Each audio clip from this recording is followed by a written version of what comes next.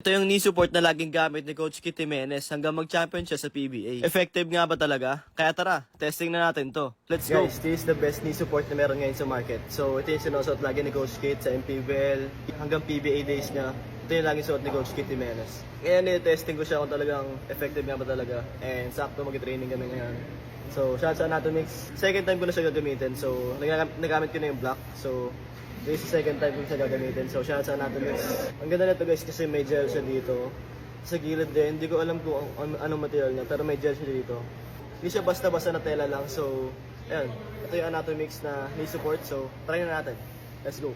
Papakita ko sa inyo kung gaano siya kadali isuot. Nagamit ko na rin pala siya sa liga kahapon. Kaya sinuot ko naman yung ibang kulay na meron sila ngayon. Grabe, ang sarap talaga sa pakiramdam. Feeling ko talaga mas safe and well protected ang mga tuhod ko. Kaya naman pala lagi itong gamit ng mga PBA players. Kaya kahit ilang beses ako tumakbo o tumalon, basta gamit ko itong Anatomix knee support, talagang safe na safe yung mga tuhod ko. Kayo, nakapag-try na ba kayo ng Anatomix knee support? Kaya sa mga gusto mag-order dyan, message lang kayo sa Instagram page nila. Don't forget to like this video and comment down below for any content suggestions. Thanks for watching. Follow for more. Peace!